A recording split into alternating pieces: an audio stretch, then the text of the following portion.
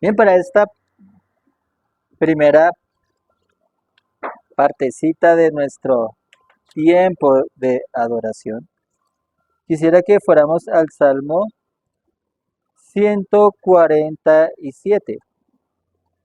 Salmo 147.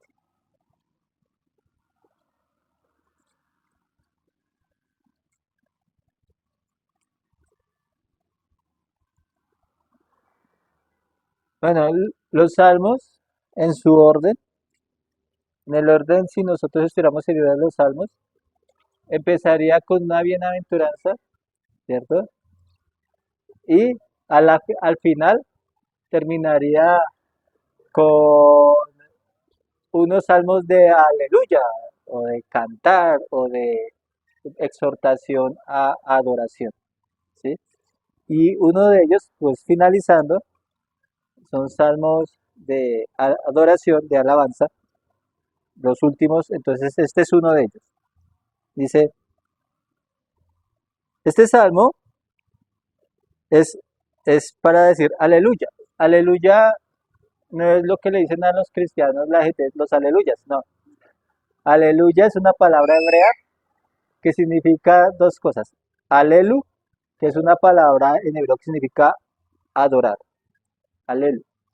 Y ya es la contracción del nombre de Dios. Y-A-H es Jehová.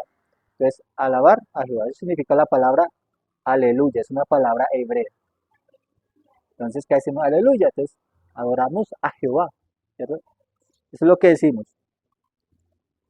Entonces, en el Salmo 147 el Espíritu Santo nos contará del por qué debemos unirnos a lo que pide el Salmo. Hoy quisiera hablar sobre que debemos adorar a Dios. Estamos en una crisis de adoración. La gente ya no está adorando a Dios, ¿sí? Y no estoy diciendo que viva, claro, parte de la adoración es lo que viva, sino que carece de tiempos y momentos para adorarlo o argumentos para hacerlo. Entonces, eso es lo que nos va a enseñar este salmo. A veces solamente se considera a Dios como creador y por lógicas razones debemos alabarlo. Entonces, y si Dios hace cosas a diario, porque en su providencia estamos todos, estamos bajo su control, aún a pesar de toda la maldad que reina en el mundo, Él está en control de todas estas cosas porque es Dios. Entonces, hay mucha ingratitud de parte de las criaturas. Por lo tanto, una de las cosas que resalta la escritura es que para el propósito para el cual fuimos nosotros creados o para el cual el hombre está en este mundo. ¿Para qué es puesto el hombre en esta tierra? Y la mayoría de las personas se la pasa buscando su propósito en la tierra. ¿Sí? Las crisis existenciales de los jóvenes es porque no saben cuál es el propósito por el cual están aquí. Y una de las cosas que dice Dios, que la razón por las cuales están aquí, la razón por la cual fueron creados, si todo hombre fue creado, es para adorar, adorar. Es como si le dijera a Adán a Dios, ¿cuál es la razón, el propósito de que me hayas formado? Entonces yo le diría, pues mírame, ¿para qué crees que te formé? ¿Sí? Para tener una comunión contigo. Pues, entonces, pero el hombre se ha olvidado de todo eso, ¿cierto? Bien.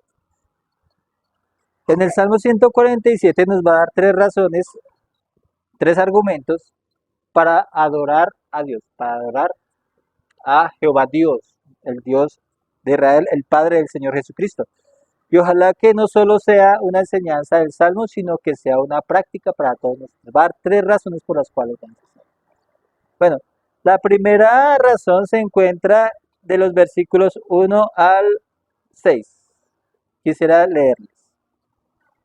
Entonces comienza diciendo el Salmo, alabad a quién, alabad a Jehová.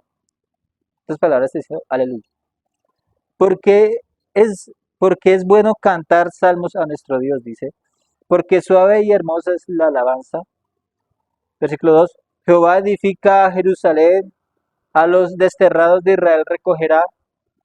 Él sana a los quebrantados de corazón y venda sus heridas. Él cuenta el número de las estrellas, a todas ellas llama por su nombre. Grande es el Señor nuestro y de mucho poder, y su entendimiento es infinito. Jehová exalta a los humildes y humilla a los impíos hasta la tierra. El primer argumento se encuentra en estos versículos. En el primer argumento para alabar a Jehová se nos dice dos razones para hacerlo.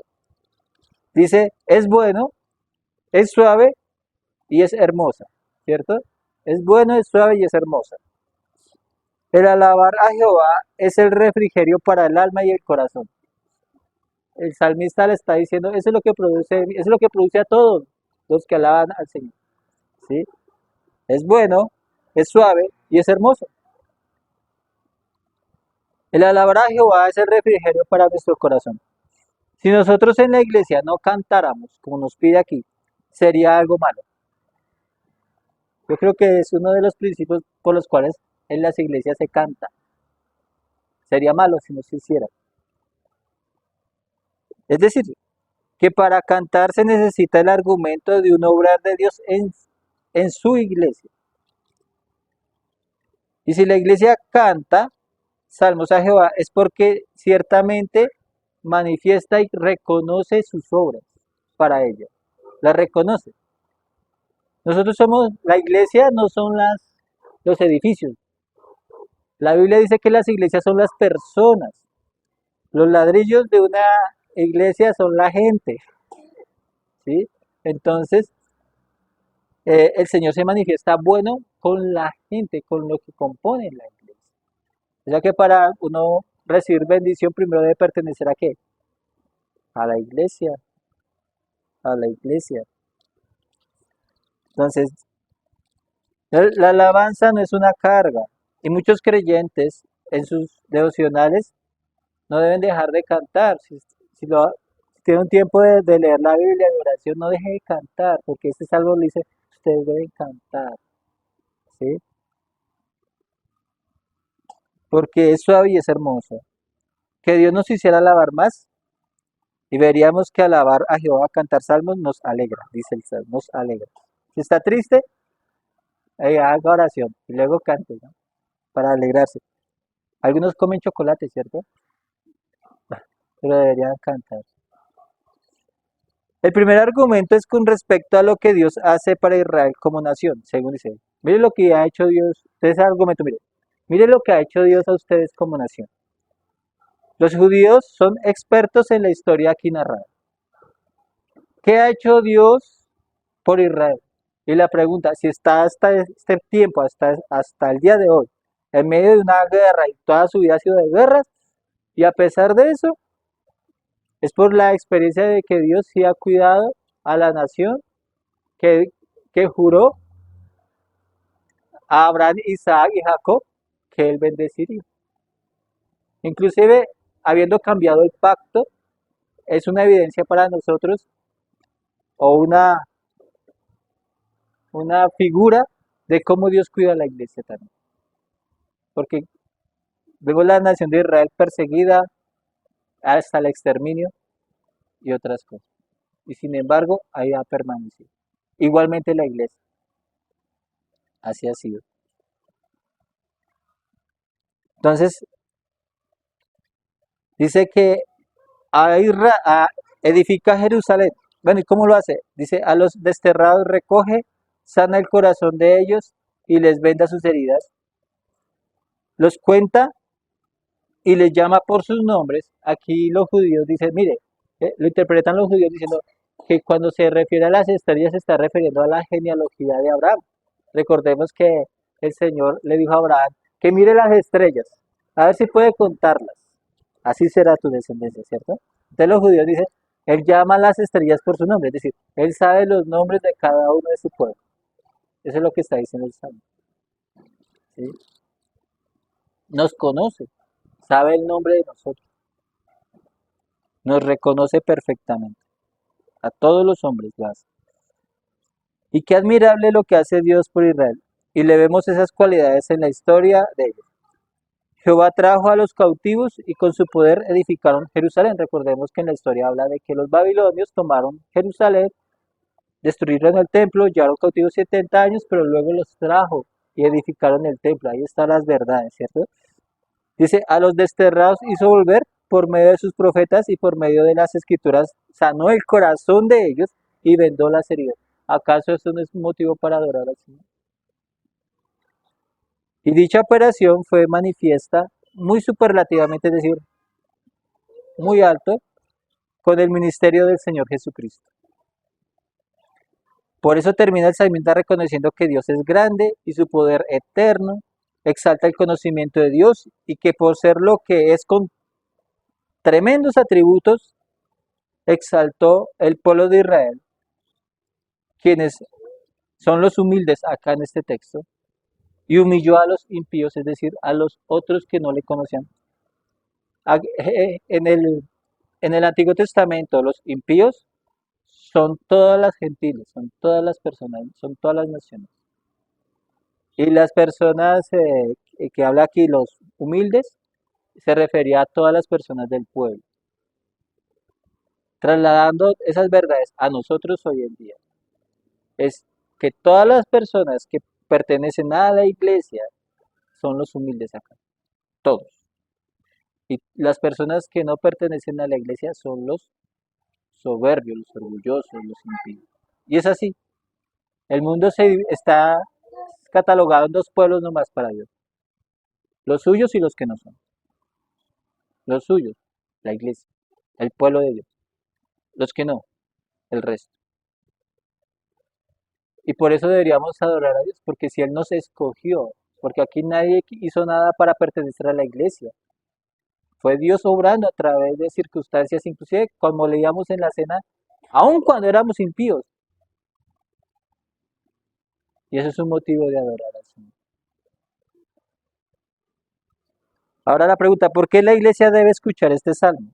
Porque las cosas que se hicieron por Israel, Dios las hace por la iglesia, y debemos estar seguros que esas cosas hace Jehová que hace Jehová en ese salmo las ha hecho y las hará por la iglesia, que estemos todos allí en la gloria también. Es decir, Él conduce a su pueblo, Él lo liberta de sus angustias, Él les ayuda a su peregrinaje en este mundo. Vivir en este mundo no es fácil. Queremos vivir santamente. José quiso vivir santamente en Egipto. ¿Y dónde terminó? En la cárcel. Terminó sufriendo injustamente. Esa es nuestra vida acá. Pero le alabamos a Dios porque tenemos elementos para hacerlo porque Él está con nosotros. Eh, cuando leemos la vida de José, y Dios estaba con José, y Dios estaba con José vendido por esclavo, y estaba con José en la cárcel. Y cuando reinó, como leíamos en el capítulo de hoy, sobre Egipto, estaba allí también. ¿Sí? Y esa es la más grande bendición de nosotros. Por eso debemos adorarlo. Porque Dios no está lejos, está cercano a nosotros. Nosotros pensamos y cuando muchas veces oramos, cerramos los ojos y nos imaginamos el cielo, ¿cierto? Y allá Dios y nosotros de alguna manera como que nos trasladáramos por nuestro sentir allá, pero no, está cercano a cada uno de nosotros en nuestras circunstancias, en nuestras debilidades y por eso le debemos alabar. Un argumento, estás conmigo y es ¿quién? Conmigo, ¿quién? Tú, el del trono, el Dios creador, el supremo, el del universo, se sienta en mi cama de enfermo o en donde esté en el rincón para librarlo, para escucharlo, ¿no? Porque dice, sana a los quebrantados de corazón y les venda sus heridas. Eso hace Dios. Y lo hace en la persona de Cristo. No hay motivos, pues, entonces para adorarlo. Pues deberíamos adorarlo por eso. Entonces, la iglesia tiene suficientes motivos para hacerlo. Bien, ahora el siguiente. Versículo 7 al 11 dice, cantad a Jehová con alabanza, cantad con arpa a nuestro Dios. Él es quien cubre los cielos de nubes, el que prepara la lluvia para la tierra, incluso las que necesitamos ahorita, ¿cierto? Mire la sequía tan terrible. El que produce a los montes, el que hace producir a los montes hierba, él da a la bestia su mantenimiento y a los hijos de los cuervos que claman. Aquí estos hijos de los cuervos, según dicen los naturistas, los cuervos dejan a sus hijos y chao. No son como las gallinas, no son como los pajaritos, no. Los cuervos los dejan y una vez que otra viene. Son desnaturalizados esas criaturas. Y sin embargo, hay cuervos hasta el día de hoy. ¿Por qué? Porque Dios las alimenta. A esas crías las alimenta. No es motivo para adorar. Si yo fuera cuervo, vivía agradecido con el Señor porque toda mi vida se la debería, ¿eh? Mi existencia. Y eso es lo que es el Señor. Dice, versículo 10, no se deleita en la fuerza del caballo, ni se complace en la agilidad del hombre. Se complace, ahí sí, ¿qué se complace? En los que le temen y en los que esperan en su misericordia. Ahora viene el canto que aquí estamos hablando, el mismo salmo. Salmo es un canto para alabanza. En estos versículos encontramos el segundo argumento. El argumento se esgrima en el salmista con su providencia y su gracia. Ahí está, providencia y gracia de Dios. ¿Y qué hace Dios en su providencia? Hace que llueva, hace que la hierba produzca. Es importante para las ovejas el pasto, las lluvias para las cosechas, ya que sin esto vendría hambres y aflicciones. Es más, por ahí están diciendo cuánto va a subir el costo de vida, que va a haber racionamientos, que va a hacer esto y lo otro. ¿Por qué? Porque si Dios no envía la lluvia, porque las lluvias no son de nosotros. Nosotros no podemos con nuestra inventiva ni con nuestro celular hacer que una lluvia venga sobre la tierra. Es Dios, somos incapaces de hacerlo. Tanto es Dios gobernador del mundo que puede ser padecer hambre como puede padecer necesidad. En el Guamo, cuando los campesinos ven la sequía y ellos teniendo sus animalitos y sus plantas, me han dicho, si Dios no nos ayuda, ¿quién? ¿Quién? Oremos para que el Señor le envíe lluvia. Y seguramente nosotros, si fuéramos en el campo, daríamos gracias a Dios por las lluvias. Es como si diéramos gracias a Dios por tener un trabajo aquí en la ciudad, porque es exactamente lo mismo. No podríamos comer, ¿sí? Y eso se llama la providencia y la gracia de Dios. El salmista no canta por las aves ni por las montañas. Él canta por lo que le corresponde al ver la provisión de Dios a su propia vida. Si el justo vive a veces con apreturas, Dios lo libra gracias a su providencia. Tanto que el mismo que escribió esto dijo, yo no en mi vida, yo he estado desde joven a viejo y yo no he visto a ninguna persona que ha sido desamparada por Dios. A ninguna. No he visto a una persona del pueblo de Dios o a una persona de la iglesia del Señor que haya padecido necesidad. Y si las ha padecido porque ha habido épocas en la historia donde han matado cristianos, les ha ayudado su gracia a soportar la muerte con alegría y gozo. Ese es el testimonio de los mártires cristianos. Nunca ha habido un justo desamparado. Nunca. Y nosotros debemos pensar esto. Nosotros, a pesar de las condiciones que vivimos, jamás seremos desamparados. No debemos afanar. Dios se cuida de las aves, cuidará también de nosotros, dice un himno. Dios es un Dios de gracia. El Salmo dice que lo que se deleita Jehová y en lo que se complace. El versículo dice diciendo que no se complace ni se deleita en la fuerza de un caballo. Antiguamente los caballos en la guerra eran brutales. La caballería, esos caballos no le temen a nada. Eso sí, quieren, los caballos los mandaban contra las paredes y los caballos se mandan contra las paredes. No importa, así muera del acto. El caballo es así, cuando se envalentona. Y el que lo lleva encima no sabe qué se monta si es cobarde. Pero dice, Jehová no se deleita en la fuerza del caballo, es decir, no espera, ¿sí? Pensemos que nosotros somos el caballo. No se complace con la agilidad, en la agilidad del hombre. Con estas dos cosas podemos reflexionar para que le alabemos. Que Dios se complace de quienes se acercan a Él sin su propia fuerza, débiles, que no tengan virtudes propias. Porque si ¿cómo me puedo presentar a Dios con algo que yo tenga cuando Dios es más excelente y no se merece, aun si fuese el mejor de los hombres, que me presente con algo para él? No, más bien debemos presentar otras cosas delante de él. ¿Sí? Entonces, los creyentes son los que le temen y creen que Él es misericordioso. Nos acercamos porque Él es misericordioso. Porque Él nos dio este día por misericordia. El mundo no sabe eso. Que pase un cometa y nos destruye, eso, eso ocurre muchísimas veces en otras partes del universo. Pero que no ocurra con nosotros este día es un acto de misericordia de Dios. Nosotros no merecemos. ¿Quién está seguro que puede vivir mañana? Una apnea, ¿cierto? Pero Dios en su gracia nos da un día más de vida. Salimos, vemos que atropellaron a alguien, pero damos gracias a Dios por su providencia y su gracia. Dios es misericordioso, tenemos muchos argumentos para orar. Grandes argumentos para el tiempo de prueba y de desesperación. Para saber, creer, confiar que Dios es misericordioso. Termina nuestro tercer argumento con los versículos 12 al 20. Dice: Alaba a Jehová, Jerusalén.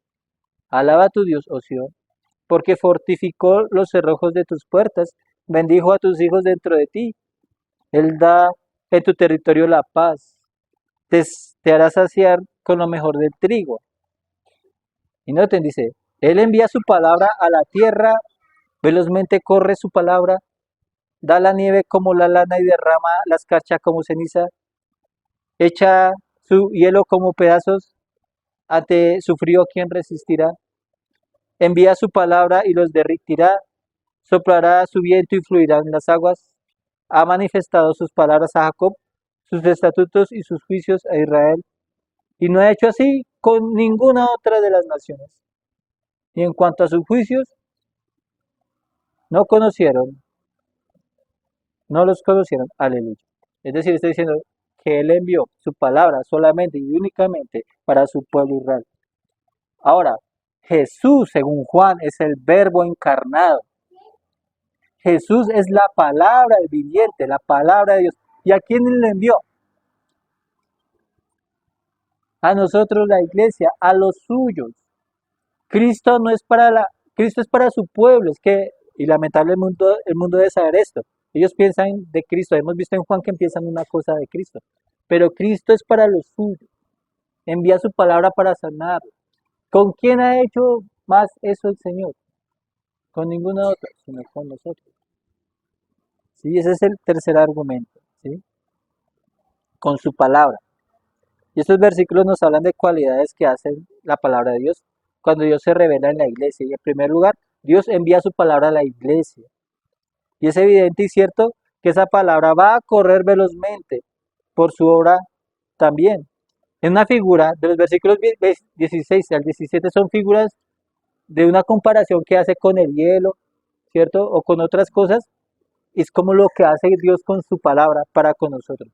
Y cuando la palabra de Dios es expuesta, debemos adorar. ¿Cierto, hermano?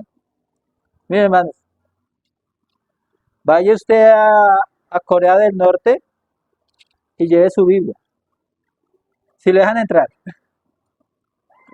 Y vayan de un cristiano o un grupo de personas que antes de ser comunista y separarse de Corea, había una gran comunidad de cristianos. Ahorita quedan viejos y algunos de sus hijos. Vaya con esta Biblia allá y verá cómo alaban a Jehová por tener las escrituras. Cosas que tenemos en casa y que a veces tan comunes. Pero Él envía su palabra física, pero también a la iglesia, cuando se expone, cuando da a conocer. Las cosas que hacemos hoy, Las cosas que estamos aprendiendo de este salmo son argumentos para adorar al Señor. Que no se nos olvide, que no haya ingratitud, ¿sí?, de nuestros corazones. Estamos mucho tiempo en este mundo. Ay de mí que habito en Mesec y habito en las tiendas de Cedar, decía el profeta. ¿Por qué? Es como si decir, ay de mí porque vivo en un mundo de gente que no conoce al Señor. Ay de mí. Y se me pega esas cosas que ellos hacen. ¿Sí? Ay de nosotros. ¿Sí? Que a veces se nos pega la ingratitud de este mundo. Que el Señor nos ayude y nos ayude a adorar. Oremos. Señor, te damos gracias por este tiempo que nos permites tener y te alabamos porque podemos, Señor, levantarnos y mirar tu providencia, mirar las cosas que has hecho por nosotros, lo que haces en la persona de Cristo, lo que haces a diario con nosotros. Y a pesar de que estemos afligidos y probados, algo debemos estar seguros, no por lo que seamos, sino por lo que tú obras, lo que tú dices, y es que tú estás con nosotros. Te damos gracias. Gracias por tu fidelidad, por dar razones a nuestro corazón para adorarte y dar gracias. Amén.